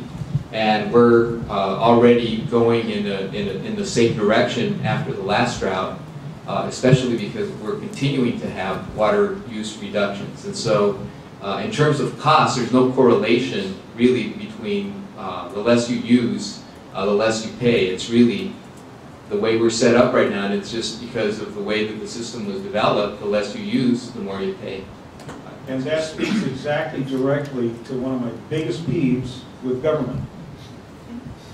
And that is, the less of it you use, the more they charge for it. Well, and the history of that has to do with the fact that when they first built the system, they couldn't sell enough water to pay the revenue bonds. So water was priced relatively cheaply. And so we've had it easy for many, many years because we used volume sales in order to pay back the debt that created this great infrastructure that we have in Southern California. But as has been recognized many times tonight, you know, we're going to have to pay the piper at some point, and that's basically where we are. And so the ad hoc committee, if I remember right, the ad hoc committee is taking a recommendation, or did take a recommendation to the city council, that we do the infrastructure repairs with revenue bonds? That was a portion of the recommendation of the study. Yeah, the rate increases. So that's more and more of the same thing that's getting us into the hot water we are in now. Well, that was, you know, if you look at an improvement that's going to last 70 to 100 years, we don't want to front load all the costs onto the current residents. So if you finance that over a 30-year bond with rates at 3% right now, which are quite a bargain, we thought that would soften the blow of a rate increase. If we went directly, as a previous speaker talked about, we looked at going directly to trying to raise the charges to replace those lines. Rates would have been up in the 20% increase to get the money without the bonds. And that would even be the infrastructure needs that we have outlined. So we're trying to make the best financial choice in what we have. Okay. Correct me if I'm wrong, but we actually did not, there was no presentation to the council, was there, on to recommend anything, because it was all put on hold. And to some extent I'm to blame for that, because there was a question on the notification, whether it was legal, and then also on legalities, and then we'll decide whether to revisit what we had talked about before. Okay, thank you for that clarification. I did a little math. I do a lot with math. And the ad hoc committee's idea of raising money by a 6% increase in the water usage rate over a 5-year period is not a 20% increase, but almost 34% increase. 6% per year compounded is 33.82%. That's for the first 5 years, and I understand that you can only do it 5 years at a time legally, so then you go back to the trough for another 5 years, and it kicks it up to almost 80% increase in water revenue. I've not seen anything in the ad hoc, or I'm sorry, in the water study report that says that that's a simple increase, so I must assume that it's compound. And additionally, I don't see one word in there that at the end of the project, the rates are going to come back down. I want to see that language in the water study report. I'll just make a real quick comment. The water system is not going to stop deteriorating after 5 years. that's sort of counter to your argument. If you said water rates will drop at that time, that's basically saying that after 5 years, we don't need to do any more repair or replacement. And I'm talking about after 10 years. Okay, after 10 years, we don't need to do any more replacement. See, it just doesn't make infrastructure sense to say that after a certain point in time, we as a society can just neglect our infrastructure. Understand. And so sooner or later, like they say, we have to pay for it one way or the other, and we have to decide as a society how we want to allocate the monies that we're spending for those valuable resources that we're getting that will keep our civilization going. Yeah, I understand that. Okay. I get that. You've got to keep fixing it.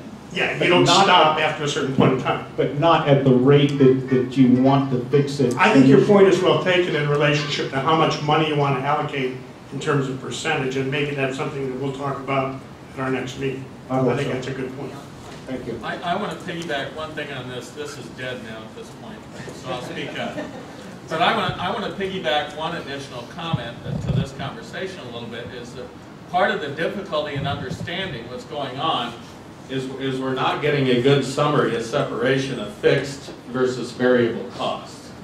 And even in the example used earlier, one of the greatest costs to deliver water here from the California Water Project is energy. So obviously, as less volume is coming down, MWD is seeing a savings. That savings doesn't get through to us, though, for whatever reason, because whether it's maintaining or replacing existing infrastructure or some large new capital project, it tends to get absorbed within that. And we're not really given a transparent view of what's going on. So one of the starting points here, perhaps, is to take a look at separating out the fixed and variable costs here in Fullerton, the commodity costs, the price that we're paying for water versus all other costs. And that's a way to start to really get a handle on the capital replacement costs that we have. I see a reluctance to do that in some cases. That shouldn't be that difficult to do. The other side of this as well is that you have, as more and more of this cost is in the fixed costs, the infrastructure, and less on the commodity as conservation efforts are successful, you need a way to recapture that cost on the capital side and not from the actual use of water. I attended a City of Vernon council meeting recently, and Vernon is a very unusual city. There are only about 100 residents, but there are many factories and many warehouses. The warehouses have been underpaying their share of water costs for a long time because they have fire suppression requirements. They don't actually use water, but they have very large water capacity and infrastructure necessary to get the water there in the event that they need it to fight fires. So tiering the rates for meter charges was something they were looking at as more fairly distributing that cost. So as we conserve more, as the total cost of water is less reflected in the commodity cost, we really need a way of identifying separately these infrastructure costs. Councilman Whitaker, I know you guys haven't been really privy to this study, but through the ad hoc committee, that was some of their questions about the fixed costs in the water bill and our expenses. We went through several different scenarios and got that cost up to 30 to 35%. What happens when we run shadow bills on that is you have a single-family resident whose bill might go up 500% because they're not using much water and their fixed fee goes up. So there's a fine balance there, but you haven't been privy to all that, but we can definitely get all that information to you where we're trying to get it so that we're less impact on the most amount of people. So. Just for public comment. My name is Chris Thompson. I'm a resident of Fullerton. And I wanted to address the committee, and I wanted to thank all of you for your service. The fact that you donate your time is very meaningful to me. I'm a little bit concerned, Mr. McNally, about the nature of some of your comments. And again, I want to thank you for your service, and I don't want to attack you directly so much as discuss the tone and tenor of what I'm hearing from the committee and you as a chairman. You had made the comment that we're very lucky to have water services and sewer services, and I suppose at some level as human beings that's true. But I would remind you and remind the committee that we paid through the nose for generations to have these kinds of services.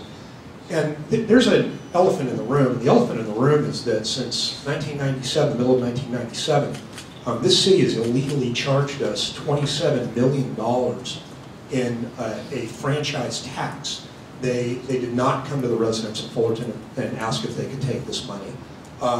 From that time, it was legally incumbent upon them to either not charge it or to spend every penny of that directly on the water system, and it's taken months to determine what they even have spent it on.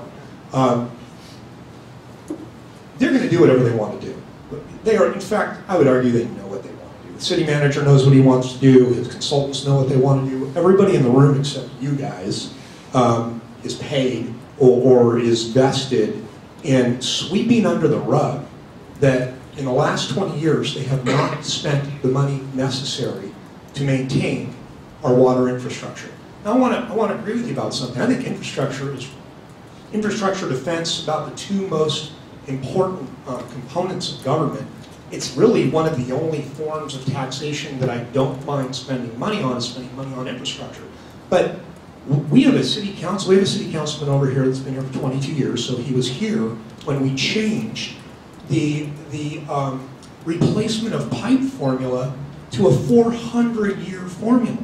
So for this committee to kind of come back, and what I'm hearing from you at least, and I don't know what all of your opinions are, is, boy, we got to keep up our pipes, and we're not going to just replace this every 5 years or every 10 years. We got to replace it all the time. But shouldn't this non-paid citizens committee be saying to our city, what the hell have you been doing?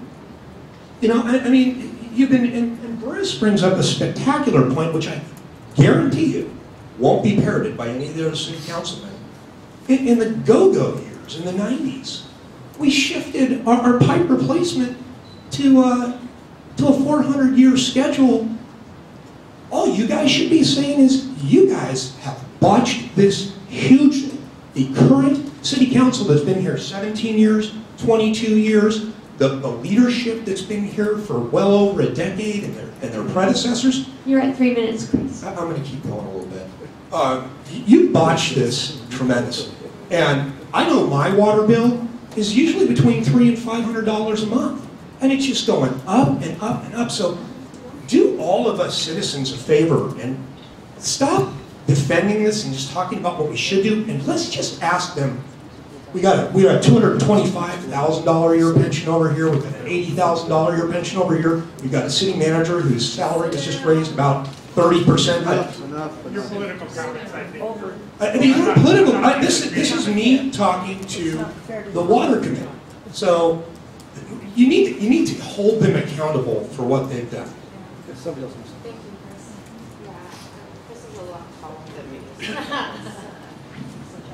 I completely agree with what he just said. I feel like what's happening is that we're all paying for the sins of our father. We're paying back. And when is it going to stop? I have 3 children that go to school in this area. What are they going to be saying 10 years from now or 20 years from now? What on earth did you guys do? And I'm sure they're going to be looking at me and saying, what did you do about it? What on earth did you do about it? And as a single parent that has to live on a budget, every month I have to look at what I make because I'm on commission. What do I make and how do I pay all these bills? So to not have proper numbers and to sit down and try to make a recommendation is insane to me. I don't know how you do that. I couldn't do that. If I didn't know how much I was making, I wouldn't know where to put it or where to go. So, and a lot of times, we have to go without things because there isn't enough.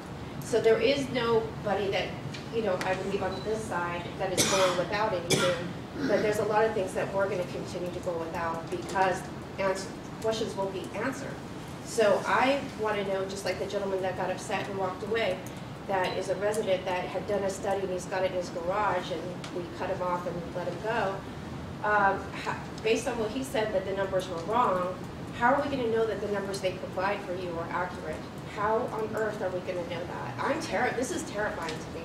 So that we don't know. Like if he said what was true, that the numbers on the engineer's report were wrong and they were off, how do we actually find out what's the truth? to this, because you can mess with numbers all day long. So if the numbers that you're being given are not accurate, how are you going to give them something to work with? Like, I don't understand how this is going to work out. So how do we know that the numbers that you're being given are correct? And does it have to be another agency that's going to come out and we've got to pay somebody else that's going to do this again to audit it and do another study? I mean, how long does it really take to do this? I just don't get it. Does anybody have an answer? We're doing the audit. Okay, thank you. The audits. Hi. Thank you guys for all the hard work that you've been doing. And I think you all know me, and I say it how it is. Where's my general fund going? I want to know. I want to know. Joe, you told me that you hired an independent contractor for Sellers and his doctor. I haven't heard anything about that. I don't really trust your independent contractor, or you, or the city for that matter. So what do we need to do? Because something is going on, and we're being taken. And I want my money, and I want to know where it's going. Transparency, transparency, transparency. You guys, not very many of us knew about what was going on before the Kelly Thomas incident. Now we're all up in your Kool-Aid, and we ain't going nowhere till we get our city back. You can just hold that microphone too. Yeah, no. Yeah, we're fine. All right, so my name is Rick Alvarez, and I serve on a committee also with the city. And the one thing that I understand, the gentleman spoke about paradox as far as water is concerned, and it's not just water, it's just, that's a small part of a bigger picture. When you look at gasoline, when you look at gas prices, when you look at energy prices for electricity and what have you, we as the end users of that commodity, be it gas, be it, in this case, water we're speaking about, we look at it and say, we have no choice but to pay it. And we're incentivized by these folks to, years ago when we were going through the droughts, to save water, save water, save water. So we save the water, your income or revenue goes down. You have no other choice but to raise the rates, because you look at nothing other than your cost, your revenue. You're not addressing any of your costs. So at the end of the day, and all these gentlemen and folks have already spoken to a lot of different angles, but the one thing I would like to see happen perhaps out of the committee specifically is to have someone address the cost side of the equation and really have an intimate understanding of that, so that you can come back to the city council and give them the proper ideas. Dave, I guess we are the customers of the OC Water District and the Metropolitan Water District. We're their customers. So what we're saying to you, you need to be saying to them, okay? And at the end of the day, it's almost like a monopoly. What are we going to do? As this gentleman said earlier, we can't do without the water. And the less we use, the more it's going to cost us. So somebody, somewhere, has to look at the cost and figure out ways of reducing those costs, because it's never going to end. Because we will continue to lose less water because our rates go up. And that's the only defense mechanism we have as consumers, right? But we know we're going to get hit on the other side, and that's the increased costs, because their revenue goes down, and they're not addressing any of their fixed costs. I think Bruce was talking about fixed versus variable cost. The fixed costs are there. We have this 400-year pipe thing that we need to be figuring out how to replenish infrastructure-wise. Well, they have the same issues, but if they don't address their costs, and we as their customer, should go back to them. And I think one of the council members is part of that committee, or part of the Metropolitan Water District, he was saying, or something. We need to have that voice go back to them and say, hey, what are you doing about your costs? Because our customers are asking us, what are we doing about our costs? Until that serious conversation happens, the rest of this is for nothing, really. Because the reality is, those are just economic numbers. It's mathematics. And it doesn't just apply to water. It applies to gas, Southern California Edison, no matter what it is, as far as a monopoly type product. Or inelastic, if you want to talk in terms of economics. These are highly inelastic products, commodities. Okay? So I think that, is there a way that we can get an answer from you as to how we can address this cost issue and what person from the committee or as we as citizens can help you in that regard? If I could, you bring up some good points. We do have a member of the Orange County Water District on our council, Councilmember Bankhead. We also have a director from Metropolitan Water District with us, Mr. Blakely, and I would encourage them to speak up if there's something that you can address about the costs that they are passing through to us and how you as a director have worked around those costs and addressed those on behalf of the city of Fullerton. Hello. I have a copy of the Los Angeles Times. And in here, it says Fullerton, county may act to offset utility tax. The county may withhold up to $1.6 million in property taxes from the city to offset money raised by recently approved 2% utility tax users. According to Stephen E. Lewis, the county auditor, Lewis said Tuesday that he is considering a Fullerton Chamber of Commerce complaint that the tax is illegal. Chamber President Carl Camp argued in July letter to Lewis that the tax proposal had required a yes vote by at least 4 city council members. 3 council members supported the tax, which is due to take effect October 1st, 1993. And it says down here on the bottom, the city manager Armstrong said the city expects to raise about $1.6 million from the utility tax this fiscal year.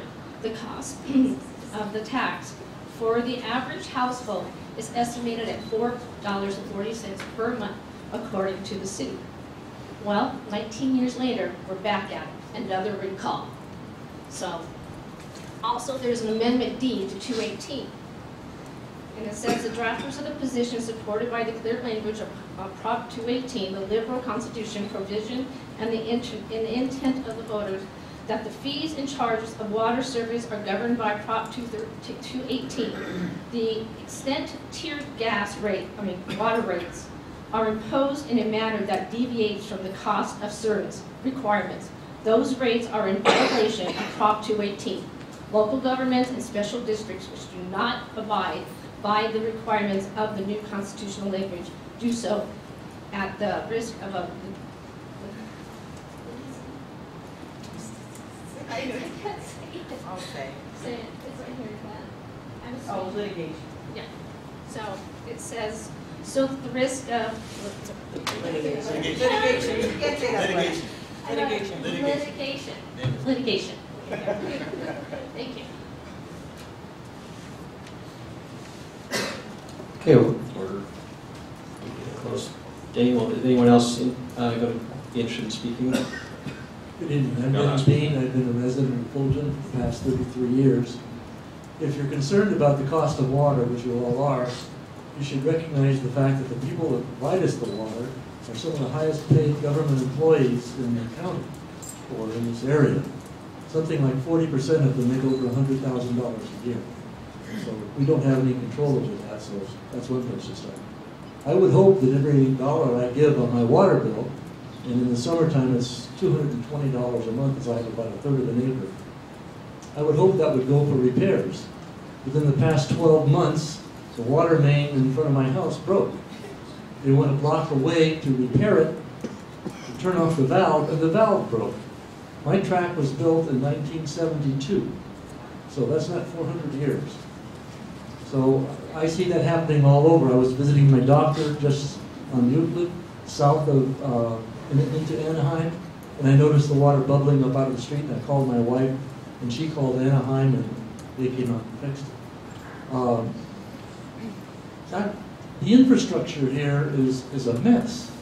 That's why I don't mind giving the city money, because I believe they're going to do something with it to help us, to improve the quality of life in the city. One of those issues certainly is, I worked at Hughes and I retired there in '94. And it's my understanding that Emerald Heights has some issues with what Hughes did while they were there. And to my knowledge, they've never been resolved. That is the contamination of the soil getting near the aquifer. So I would be concerned with how many of those situations do we have? What are we doing about it? Are we doing anything about it? Thank you. Okay, we'll turn it back to any closing comments by council members, and then I'd ask Mayor Pro Tem to adjourn the meeting when ready. One of the things that needs to be answered tonight is what the gentleman brought up as far as the contamination of soil on the Hughes site. The wells are the area around the wells in Fullerton that was contaminated is constantly being worked on to try to deal with the contamination, to eliminate the contamination. And none of the wells that was used to supply our drinking water is involved in any of the Hughes contamination. But yes, we're very much aware, when I say we, the Orange County Water District is the main leader in this. However, the people that are responsible for the contamination is paying for that cleanup. The Orange County Water District is merely providing the expertise and the know-how as far as how it's being cleaned up. But as far as the cost of cleaning it up is not part of the city's problem. It's the people that cause the contamination. Even though they're no longer in business in town, they're still responsible for that contamination.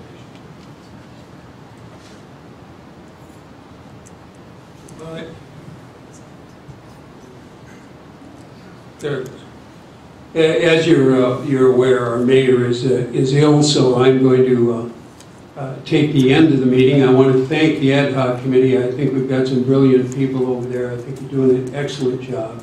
Some very good points were made. I really appreciate what Mr. Ortega had to say. It's so hard to understand why, if you save money, if you save water, your rates have to go up. We understand it, but it's still very difficult to get your arms around it. And Patrick, your points about the needs and almost, if you look at third world countries that were not third world countries, such as Zimbabwe when it was Rhodesia and so on and so forth. The number one thing that they lose is their water delivery systems and their sanitation. And when that happens, the country just falls apart. So I really want to thank this committee. I look forward to your recommendations. I think it'll be a time where we can, I would recommend that the council and the committee just get together when you come up with it, and we'll hash it out, and hopefully then we'll go public with it and see what we can come up with. In the meantime, we want to thank the member. It's an incredible turnout of our citizens. I want to thank you for being here. It enlightened me a great deal, and we all pay for it. I do have one question, Dave. What percentage of water we use goes for irrigation, for watering our lawns and so on, and what percentage is used for life support system? Typically, microphone's out, but typically it's 40% indoor use and 60% for irrigation outdoor use. Okay, I'll just repeat that. It's 40% indoor use, 60% outdoor use, perhaps myself included. If we went to water saving plans, we could do a lot better with it. But in the meantime, thank you for being here. And with that, I would ask for a motion by my fellow council members to receive and file Dave's report. Moved and seconded. All in favor? Aye. And with that, we will conclude the meeting. Thank you for coming.